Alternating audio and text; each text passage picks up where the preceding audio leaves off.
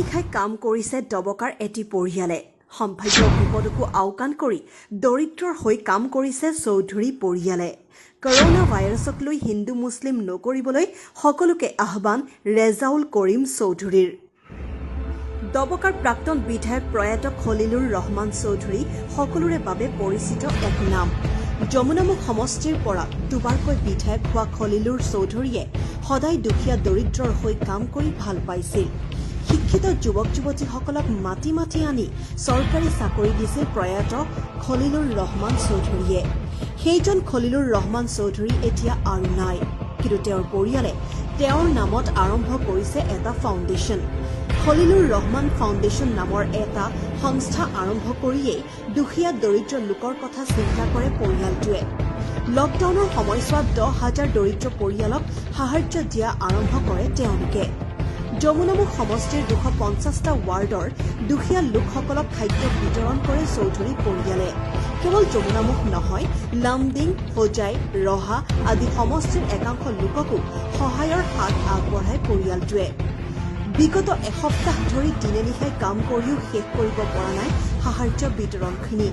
এই সময়ছোৱাত এনেধৰণৰ কামত লাগি থাকিব নালাগে বুলি বিভিন্ন জনৰ পৰা বাধা পায়ো সাহায্যৰ কাম বন্ধ কৰা নাই ৰেজাউল কৰিম চৌধুৰী আৰু এনামুল কৰিম চৌধুৰীয়ে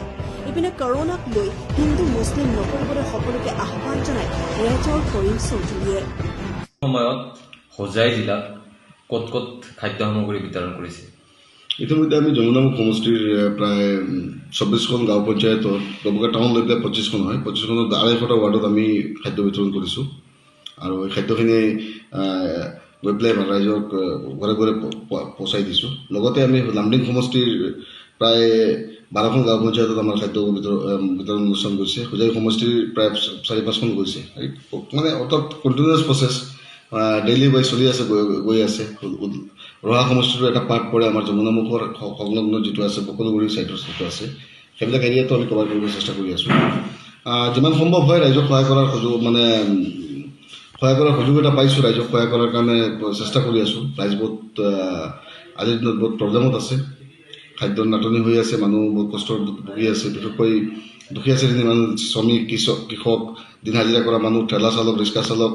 আপোনাৰ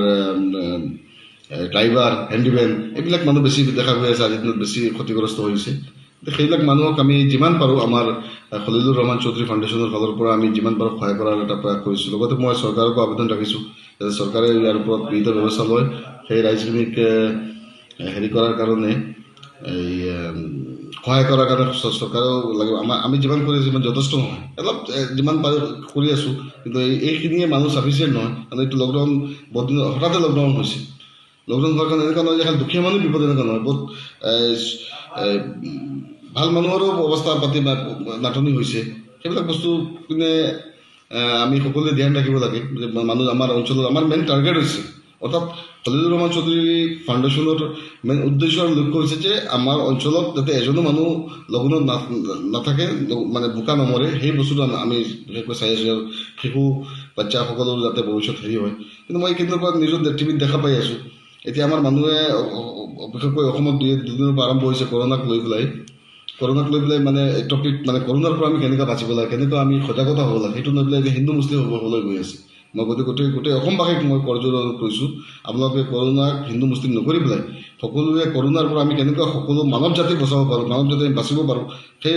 বস্তুৰ প্ৰয়াস কৰিব লাগে আৰু এই মানুহ এই হিন্দু মুছলিম মই যেনেকৈ আমাৰ ফাউণ্ডেশ্যনে যেনেকৈ হিন্দু মুছলিমক মানে কোনো বাদ বিচাৰ কৰা নাই সকলোকে সমান চকুৰে আমি চাই আছোঁ গতিকে অসমবাসীয়েও হিন্দু মুছলিম সকলোকে সমান চকুৰে চাই হিন্দু মুছলিমক অৰ্থাৎ মানৱ জাতিক আমি মানে এই সময়ত সংকটৰ সময়ত সকলোৱে আগবাঢ়ি আহিব লাগে মানৱ জাতিক সহায় কৰিব লাগে সেইটো মই আহ্বান ৰাখিছোঁ news desk report Doboka live